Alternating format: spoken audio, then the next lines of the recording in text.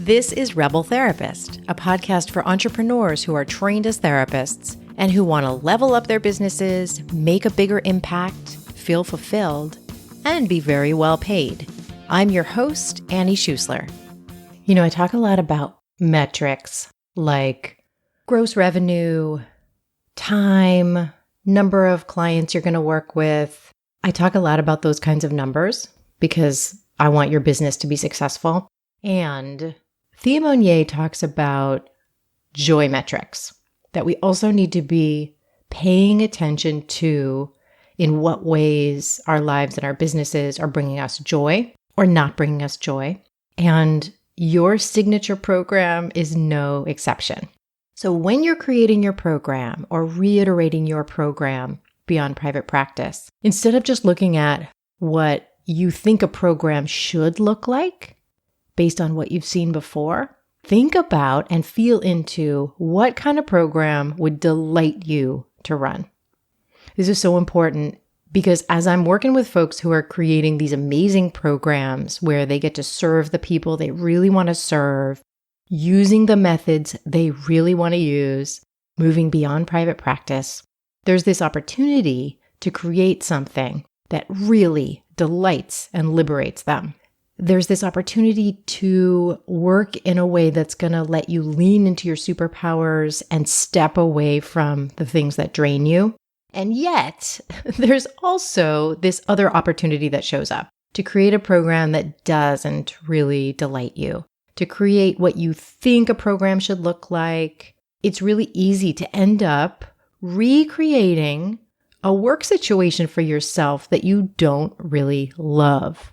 It's like that habit has been so ingrained. So often, work and making money has been about settling for doing something that isn't quite right for us. So this got me thinking about programs I've participated in the last couple of years that really helped me see what delight can look like and what creativity can look like in creating a program. So one of these programs that I was part of last summer was Radical Permission. This was a program created by Adrienne Marie Brown and Sonia Renee Taylor, and it expanded on their journal that they published called Radical Permission. And in this program, they really were transparent that they insisted on only doing this program if they could figure out a way to do it in a way that felt great to them and had them well paid. And they had figured out a way to do that. And you could feel it. You could feel their delight in delivering the program. And they were very transparent about their process of creating it. Another program that really was expansive in looking at what a program can be was the Free Joy Experience. And this was led by and created by Thea Monyee, who I just mentioned already today, and Ebony Janice Moore. And in creating their program, they questioned everything about how programs are run, and they listened to their spirits in creating the entire experience. So I'm going to get into some of the nitty-gritty things, the very specific things that I do in my program, which is called Create Your Program, things that delight me. And these are things that are right for me at this moment in time, and they might change. And they're definitely not what's right for everyone. I'm sharing them so that you can get your wheels turning and you can be thinking about what would delight you in a program that you would create. Or if you've already got a program, what could you do differently that would delight you more? And also, certainly, I want you to borrow the ideas that you hear that you imagine you'd find delightful. All right, I'm basically going to share these in no particular order. I like to send little gifts to my participants. And I kind of didn't want to say this one because I like it to be a surprise, but I find it really delightful. Very little gifts, just so there can be a little bit of surprise and delight shared between us. I also do something that nobody else sees, which is I have a piece of paper that I take out. I don't always do this, but I find it delightful when I do. I take just a regular piece of paper, 8 by 11, and as I'm starting to enroll people in the program, I write down their names. Each name goes in a little oval, and then I have empty ovals for the spots that haven't been filled yet. And I write my intention for everybody who signs up on the piece of paper. I write my intention for myself, and I write little hearts by the ovals. And it just delights me to have this externalized place where I can see the program enrolling and I can start setting an intention. A really little thing I do is I use GIFs. So not gifts, but GIFs, GIFs, in some of my emails and some of my posts within the program because it makes me happy. In most sessions, I start with a little bit of breathing, like a little bit of just getting centered. And this is something I borrow from Podge Thomas, taking a moment to acknowledge anything that's hanging over your head, hanging over the participants' heads that might feel distracting, that you want to make note of to come back to later, and setting an intention for the rest of the session. That delights me. It delights me to wear whatever the hell I want. So I don't dress differently for any part of the program than I would just feel like dressing that day. It delights me to swear a little bit sometimes when that comes up naturally. And here's a thing that delights me that takes a little bit of explanation is introvert office hours. This is an idea that I got from Paula Pant in being enrolled in a program of hers where she does something similar. Introvert office hours for me means that I collect people's questions 2 times a week during the program, whatever question they've got, and then I answer them all at once in 2 different sessions by myself. So I go through and create a recording answering every single question that's come in. And this is in addition to live weekly group calls. And that just gives me a chance to think over these questions, give them justice, and to also know that if anybody's got a question, no matter where in the world they are, whether the time zone works for them or not, I can answer it and I can answer it thoughtfully, and then everybody else gets to hear the answer too. So I enjoy it, and it's a different way of getting to interact than being live with people.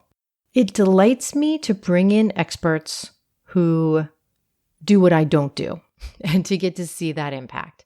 So I love getting to bring in an attorney who can answer people's questions and to just watch that and enjoy people getting a really great answer that I would have no way of coming up with. It delights me, although I don't go to these calls or watch the recording, it delights me to hear about how helpful the calls are by our BIPOC business mentor who does calls for BIPOC participants. Sonia Brewer, our business mentor. I just love getting to hear about how great those calls are. And I love getting to go to the tech Q&A call and watch a tech expert answer questions that I wouldn't be able to answer. And to know like that's all happening in the program and I don't have to do it all. Stuff I can't do. It delights me to send a little welcome video to each person as they come into the program. And again, I almost didn't want to say that one because it usually comes as a surprise, but I do want to share it because maybe you want to try that too. And it makes me feel more connected to each person in the program.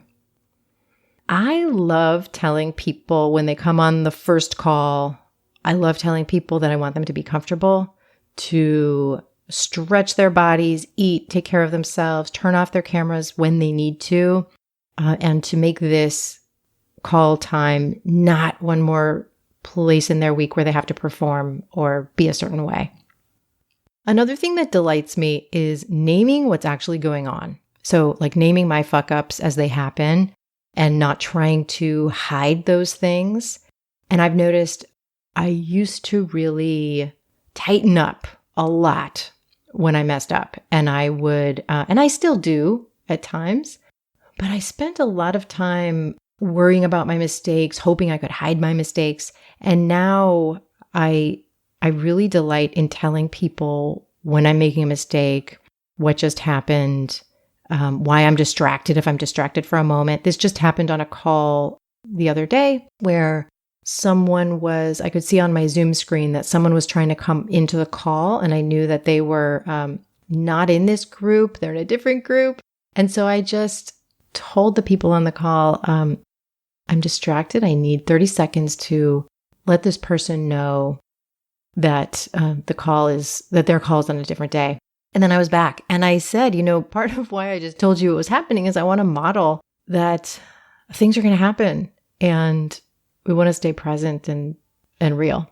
Another thing that delights me is to resist the impulse to add more and more and more to the program, because that is really overwhelming for people. So I resist that urge when at times it can feel like more features, more lessons, more. I really find it delightful to keep things as streamlined as possible. On the other hand, I do also find it delightful to have some bonus resources in the course. I also am delighted by the way that we've got it set up now is that we get feedback after every single module. So when someone goes through module 0, which is our welcome module, and then when they go through module 1, they're automatically prompted to give some really easy to give feedback on what they accomplished, how it went for them. And so I get to see how people are doing throughout the experience, not just at the end. At the end, it's useful, but you can't really do much about that person's experience.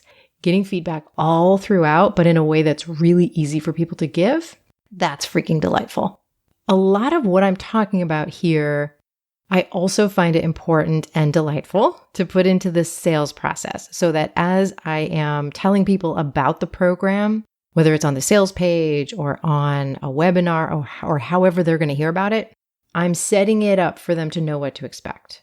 So if someone's not drawn to the way that I run a program or the way I hold space or the way they may hear some swears or, they may get some GIFs thrown in and some breathing might happen. If someone doesn't like these things, they're not going to be drawn to the program itself.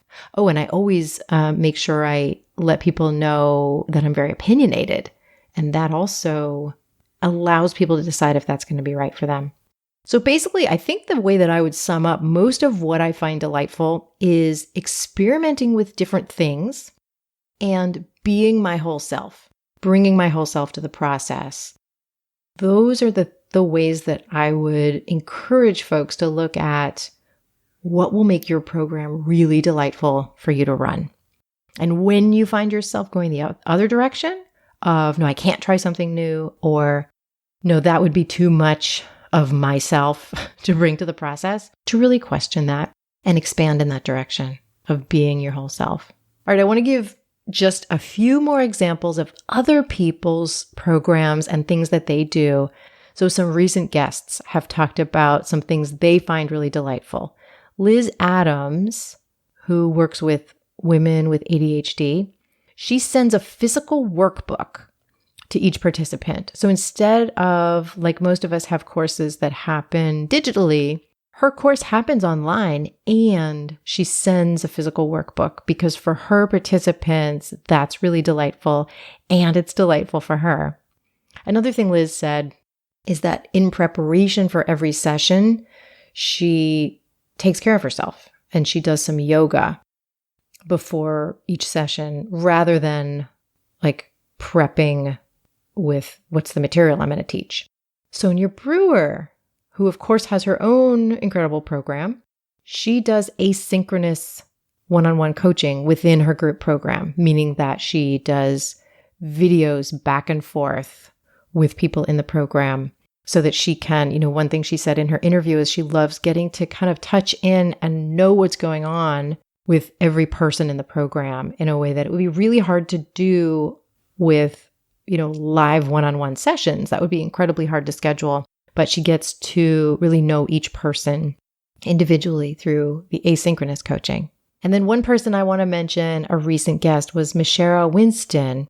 And one thing that delights her, and I would imagine delights her participants, is she has an application process, but her application is just a one-word application.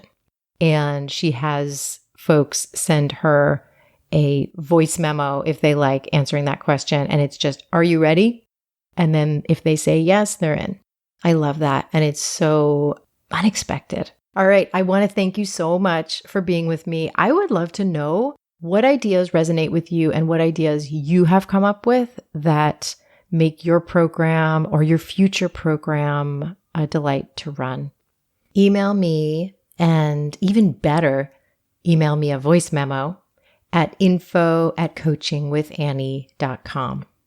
I want to make sure to tell you, if you're a therapist or a healer who wants a more lucrative business model where you get to do what you love, but you don't have to be running session after session after session and barely making enough money, this program I've been talking about that delights me is what I made for you. So I want to invite you to check out my 8-week program. It's called Create Your Program.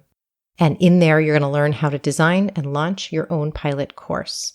So if you don't know what that means, don't worry about it. I'm going to teach you how to do it. Head over to rebeltherapist.me/create and learn more and get on the wait list or register. I also want to thank Cosmo Palms for editing this episode and all of our episodes. And again, I really appreciate you listening. And if you found something helpful here, please share this episode. That is absolutely how we grow and get to serve more people. I'll see you soon.